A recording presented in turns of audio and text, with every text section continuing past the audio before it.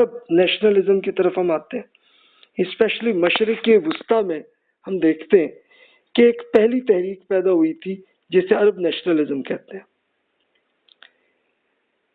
اور یہ سیکولر تحریک رہی ہے، یعنی اصل میں پورے عرب علاقے میں برطانیہ اور فرانس ہی کی آزادی ہوئی، یعنی اصل میں دیکھیے کہ کچھ ایریا جیسے لبنان جو ہے وہ فرانس کے کنٹرول میں تھا، سیریا جو ہے وہ انگریزوں کا کنٹرول تھا، یہاں پہ ایجپٹ میں بھی انگریزوں کا تھا کنٹرول، فلسطین میں بھی یہی تھا۔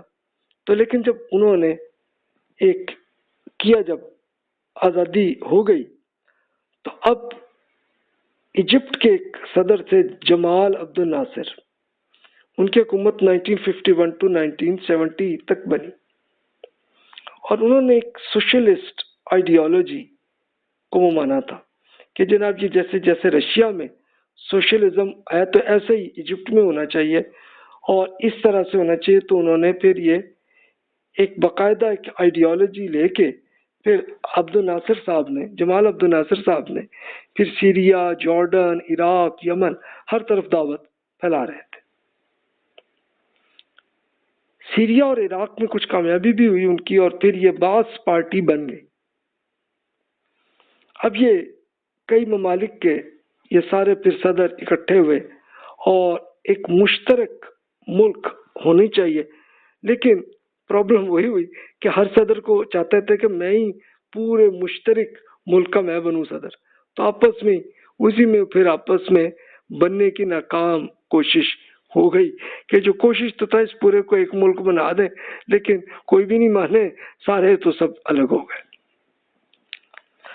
اب وہ دین، سوشلزم اور نیشنلزم کو اکٹھا کرنے کی کوشش تھی ان کی، یعنی انہوں نے دین کا انکار نہیں کیا بلکہ لیکن سوشلزم اور نیشنلزم اس کو اکٹھا کرنے کی بہرحال ایک کوشش کر کے ایک درمیان سے آیا، اور پھر ان کی یہ جو عرب نیشنلزم ایجپٹ میں زیادہ آیا، تو لوگوں نے یہ بھی ان کے جو ساتھی تھے وہ کہنے لگے ہم تو فرعونوں کی اولاد ہیں، ہم تو کہ آخر ظاہر ہے کہ فرعون ہی کے زمانے میں ایجپٹ دنیا کے سپر پاور تھے، تو وہ یہ کہنے لگے۔ اب ہوا یہ کہ عرب اسرائیل کی جنگ ہوئی تھی 1967 میں، جس میں اس پورے ایریا میں ایجپٹ، سیریا، لبنان، جارڈن سب نے مل کے اسرائیل سے جنگ کی تھی، لیکن 3 عرب نیشنلزم سارے ممالک یہ سب عرب نیشنلزم کے ساتھ فلسفے کے ساتھ کر رہے تھے، اور ہر طرف شکست ہوئی۔ تو آپ یہ امیجن کریں، یا میپ میں آپ کو نظر آئے گا یہ سینائے پیننسولا، یہ جو ایریا ہے جس کو ہم اردو میں سینا کہتے ہیں، یہ ایریا آپ کا، یہ پورا یہ ایجپٹ کا حصہ، لیکن یہ اب اسرائیل کے ہاتھ میں آ گیا۔ غزہ کا ایریا بھی ایجپٹ میں تھا، یہ بھی اسرائیل میں آ گیا۔ ویسٹ بینک سے مراد کہ یہاں پہ یہ اس کو ہم ڈیڈ سی کہتے ہیں، ڈیڈ سی کا یہ جو مغرب کا ایریا یہ جارڈن کا تھا، یہ بھی اسرائیل کے ہاتھ میں آ گیا۔ اور گولان ہائٹس کہ یہ تھوڑا سا ایریا یہ سیریا کا حصہ تھا، تو یہ بھی اسرائیل میں آ گیا۔ یعنی اس طرح سے عرب نیشنلزم کی پوری ناکامی آ گئی سامنے۔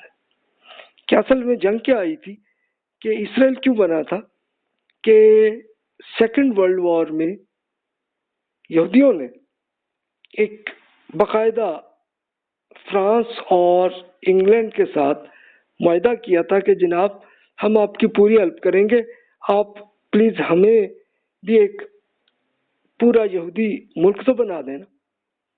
تو انہوں نے کہا تھا ٹھیک ہے جی، ایگری کر لیا تھا ان سے۔ تو اب ہوا یہ تھا کہ خود جرمن وہ یہودیوں پہ بہت فوکس کر رہے تھے اور بہت بری طرح قتل کر رہے تھے۔ مثلا ڈاکٹر اسد صاحب وہ تو ایمان لا کے مسلمان ہو گئے تھے، لیکن ان کی جو فیملی، ان کے والد، بھائی بہن وہ یہودی تھے، تو وہ سب سیکنڈ ورلڈ وار میں جرمن ملٹری کے ہاتھوں قتل ہوئے تھے، جاں بحق ہوئے تھے۔ اسد صاحب انڈیا آ گئے ہوئے تھے، لیکن ان کو بھی انگریزوں نے یہ کہا کہ یار یہ بھی کہیں ادھر ان کے ایجنٹ نہ ہو، انہوں نے ان کو پکڑ کے جیل میں بند کر دیا تھا. تو وہ جیل میں رہے، لیکن 1945 میں جب پھر جنگ ختم ہوئی تو تب ان کو آزاد کر دیا تھا. تو وہ پٹھان کوٹ میں آ گئے تھے، وہی جو فقہ اکیڈمی جو علامہ اقبال نے بنائی تھی، تو مودودی صاحب کے ساتھ ہی تھے. اور پھر جب پارٹیشن ہوئی تو وہ پاکستان آ گئے تھے. حالت تو یہ تھی. اسرائیل کے لیے پھر انگریزوں نے اور امریکہ نے بھی کہا بھی ٹھیک ہے ان کے لیے کرو. تو ایک چھوٹا سا حصہ جو آج کل کا اسرائیل ہے یہ نہیں تھا، بلکہ بہت تھوڑا سا یہ جو یلو کلر ہے یہ تھا اصل میں اسرائیل. لیکن 1967 کی وار میں پھر تو یہ ہوا کہ انہوں نے اتنا سارا حصہ یہ سارا کچھ ایجپٹ سے لے لیا، کچھ انہوں نے جارڈن کا لے لیا، کچھ سیریا کا لے لیا، اور لے کے اسرائیل پھیل گیا. رزلٹ یہ ہوا. اچھا پھر یہ میں عرض کروں کہ اس کے بعد پھر 1973 کی وار بھی ہوئی تھی. اس میں پھر ایجپشنز نے بہت بری طرح جو ہے اسرائیل کو مارا تھا. اور ایٹ دا اینڈ یہ ہوا کہ پھر امریکہ نے اس میں یہی کیا کہ چلو بھی تم یہ جنگ کو ختم کرو، آپس میں سکون سے رہو. اور تب یہ جو سینہ ہے دوبارہ انہوں نے ایجپٹ کو دے دیا تھا. اور انہوں نے یہ طے کیا تھا ٹھیک ہے جی ہمارا اب آپ سے کوئی جنگ نہیں ہوگی. تو یہ معاہدہ کر لیا تھا اسرائیل سے. اس لیے پھر وہ معاملہ اس کے اب کی صورتحال ہے جو آج کل آ رہی. پھر جارڈن کو بھی امریکہ نے سمجھا دیا، اور انہوں نے بھی یہ جو ویسٹ بینک ہے یہ بھی چھوڑ دیا. ٹھیک ہے بھی. لیکن پھر اب ریسنٹلی یہ معاملہ ہوا کہ خود فلسطینی کافی کوشش کر رہے تھے، تو کہا کہ ٹھیک ہے بھی اتنا حصے تک تم جو ہے نا اپنی حکومت بنا لو. تو وہ ابھی ان کی حکومت چل رہی ہے. تو یہ صورتحال. تو یہ تو عرب معاملات تھے، تو وہاں کی حکومت کہ یہ معاملہ تھا. لیکن اب یہ اخوان المسلمون ایک تحریک بنی، اور یہ بالکل ویسی ہی ہے کہ جیسی پاکستان انڈیا کے ایریا میں جماعت اسلامی بنی تھی. اس کے بانی تھے حسن البنا. 1906 میں وہ پیدا ہوئے اور 1949 میں انتقال ہوا ان کا. یہ سید جمال الدین افغانی کی بکس انہوں نے پڑھی تھی اور ان کے اثرات تھے. جمال الدین افغانی صاحب اصل میں اس زمانے میں مسلمانوں کو موٹیویٹ کر کے یہ کر رہے تھے کہ بھائی تم یہ کوشش کرو اپنے آپ کو دیکھے دوبارہ ایک دینی حکومت آپ کی بن جائے. تو وہ موٹیویٹ کر رہے تھے، اور انہی سے متاثر علامہ اقبال بھی ہوئے تھے، جو بڑے متاثر ہوئے تھے. اور انہوں نے کچھ شاعری میں جمال الدین افغانی صاحب کی بڑی تعریف کی ہوئی ہے. تو سیم ایسے حسن البنا. اچھا یہ یاد ہوگا جمال الدین افغانی صاحب کی جب ہم نے اسٹڈی کی تھی تو ان پہ تو یہ ہوا تھا کہ کئی بار افغانستان والوں نے نکالا، وہ انڈیا ہے. انڈیا میں پھر انگریزوں نے ان کو نکال دیا، وہ ایجپٹ چلے گئے. ایجپٹ میں بھی ان کی دعوت وہاں بھی پھیلی. پھر وہاں سے بھی ان کو نکالا، ترکی چلے گئے. ترکی والوں میں انہوں نے دعوت کی، انہوں نے بھی ان کو نکال دیا. نکل کے آ کے فرانس میں جا کے پھر وہ رہے تھے آخری زندگی میں، اور وہاں فوت ہوئے تھے. تو حسن البنا کی ہم بات کر رہے ہیں تو وہ انہوں نے مسلسل دعوت اور عوامی خدمت کا کام شروع کیا تھا، اور یہ ایجپٹ سے انہوں نے سٹارٹ کیا. حسن البنا ایجپٹ کے تھے، لیکن پھر ان کا message Sudan, Algeria, Morocco, Jordan ہر طرف پھیلنے لگا. اب آہستہ آہستہ یہ آ گیا کہ اسلامی حکومت کی ایک سیاسی کاوش ہونی چاہیے. ان کے جو بھی ساتھی آ گئے تھے، اور ایک انقلابی افکار ملٹری پر بھی گہرے اثرات آنے لگ گئے تھے. یعنی حسن البنا صاحب جس طرح دعوت پھیلا رہے تھے ہو گئے تھے، لیکن اسی بیسس پہ پھر کسی نے 1949 میں ان کو جاں بحق کر دیا. اب اس زمانے میں ایک بادشاہ کی حکومت تھی، سلطان فاروق. 1935 to 1952 تک ان کی حکومت رہی تھی. اور یہ بادشاہ بالکل یعنی اصل حکومت پیچھے سے انگریزوں کی چل رہی تھی، لیکن وہ بادشاہ اس لیے بنا دیا تھا چلو یار اس طرح سے یہ لوگ سیٹسفائی ہوں اور باقی اس طرح سے چلتا رہے. اصل میں یورپینس نے یہی کیا تھا، جیسے ملیشیا میں، انڈونیشیا میں یہیں کے بادشاہوں کو رکھا ہوا تھا، لیکن اصل حکومت پیچھے سے یورپینس کی چلتی تھی. اب سلطان فاروق کی حکومت کو خود اسٹیبلشمنٹ نے، ملٹری نے ان کو ہٹا دیا اور اب صدر بنے تھے جمال عبد الناصر صاحب. 1952 میں ان کی حکومت بنی ہے، 1970 تک رہی ہے. اور انہوں نے، وہ کہا جاتا ہے کہ جمال عبد الناصر صاحب یہ اخوان المسلمون کے اندر شامل تھے، متاثر تھے، لیکن انہوں نے پھر یہ آئیڈیا یہ چھوڑ کر عرب نیشنلزم اس پہ فوکس کیا.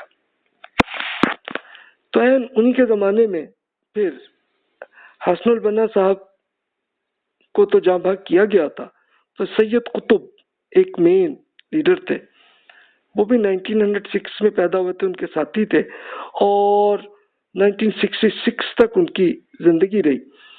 تو وہ امریکہ چلے گئے تھے، امریکہ میں انہوں نے پوری ایجوکیشن کی تھی اور پھر مادیت پرستی کو دیکھ کر جاہلیت جدید کا ان کو آئیڈیا آیا. انہوں نے کہا کہ یار یہ غلط ہو رہا ہے جو ہو رہا ہے، کہ یہ تو مٹیریلزم ہے. تو وہ پھر دین کی طرف آئے اور پھر حسن البنا کے قریب آ گئے اور پھر اخوان المسلمون کے مین آدمی آئے.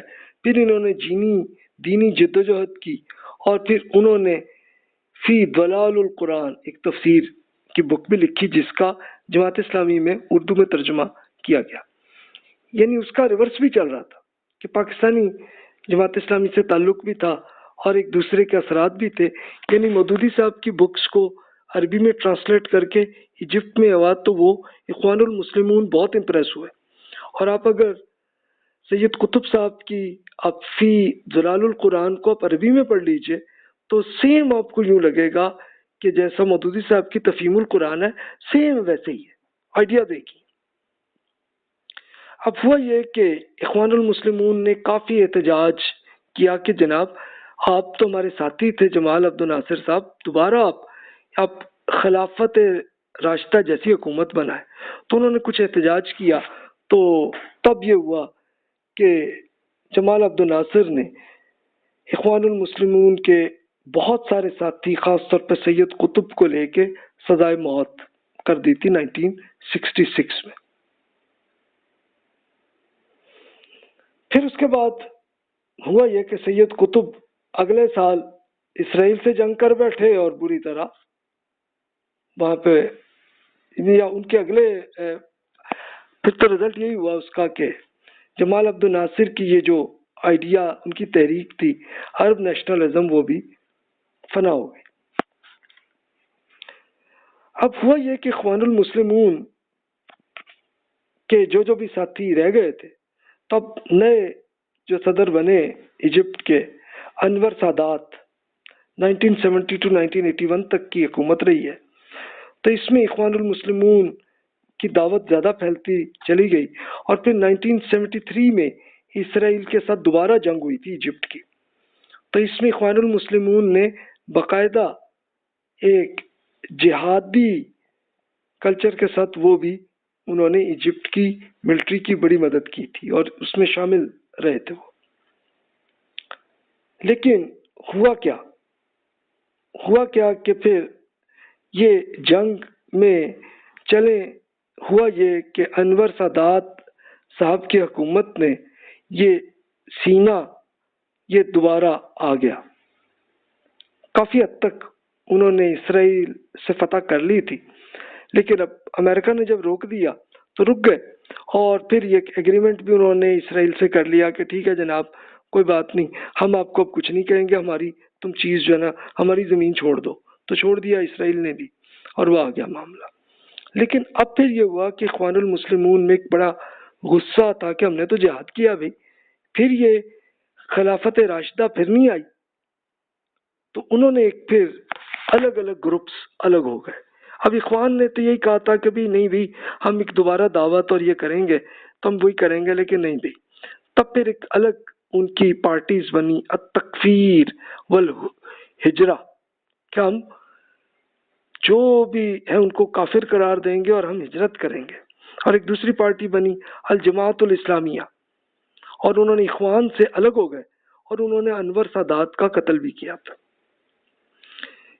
جب انور سادات جو صدر تھے وہ جب بھاگ ہوئے تو اب ہوا یہ کہ خود ان کی اب اسٹیبلشمنٹ نے سوچا کہ یار یہ زیادہ مناسب ہے کہ بھی تم نے اگر جہاد کرنا ہے لو افغانستان میں یہ جگہ جاؤ، جا کے رشیا سے کرو. تو یہ التکفیر والہجرہ اور الجماعت الاسلامیہ کے جو مین لوگ تھے وہ سارے افغانستان آ گئے اور یہیں پہ رہے. ایجپٹ میں اب اخوان المسلمون ابھی باقی تھی، کیونکہ وہ اب جنگ اور احتجاج نہیں کرتے تھے بلکہ صرف تعلیم اور خدمت کا کام کرتے تھے. اس کے بعد اگلے صدر آئے حسنی مبارک جو 1981 ٹو 2011 تک حکومت رہی. تو اخوان نے مسلسل ایجوکیشن اور عوام کی خدمت بہت کرتے رہے. اس کے بعد پھر ایک جس کو ہم عرب انقلاب کہتے ہیں، جس کو عرب ریولوشن کہتے ہیں 2011 میں، تو پھر ہوا یہ کہ حسنی مبارک کو حکومت چھوڑنی پڑی اور پھر اخوان کے الیکشن میں مسلسل فتح بھی ہو گئی، اس لیے کہ انہوں نے ایجوکیشن اور پھر عوام کی خدمت کی تھی. تو پھر رزلٹ کیا ہوا کہ اخوان کی، لیکن ہوا یہ کہ اسٹیبلشمنٹ نے کچھ عرصے تک تو ان کو حکومت دی، پھر ان کو ہٹا دیا. اچھا، اس کے ساتھ آپ سیریا اور الجیریا کی طرف دیکھیں تو یہاں پہ بھی اخوان المسلمین کے بڑے اثرات رہے، ان پہ پابندیاں حکومت نے کر دی تھیں. تو فلسطین میں عسکری تحریکوں کی، اب اخوان المسلمین کے بہت سارے لڑکے تھے کہ جن میں یہ تھا کہ ہم یہ جہاد کریں گے تو خلافت راشدہ آ جائے گی، تو وہ پھر فلسطین میں چلے گئے، وہاں پہ بھی انہوں نے ایک وہ کرتے رہے. جارڈن میں اسمبلی کی اکثریت وہ ابھی بھی اخوان المسلمین کو حاصل ہوتی رہی ہے. سوڈان میں بھی اسٹیبلشمنٹ سے تعلق رہا اور یورپ اور امریکہ میں بھی دعوت انہوں نے کی ہے. تو وہ پھر اب دیکھیں کہ اخوان کے اثرات کئی اور ممالک میں، پورے عرب ممالک میں پھیلے ہوئے نظر آتے ہیں. تو یہ تو جناب بات ہوئی مشرق وسطیٰ کی. اب ہم ترکی کی طرف آتے ہیں.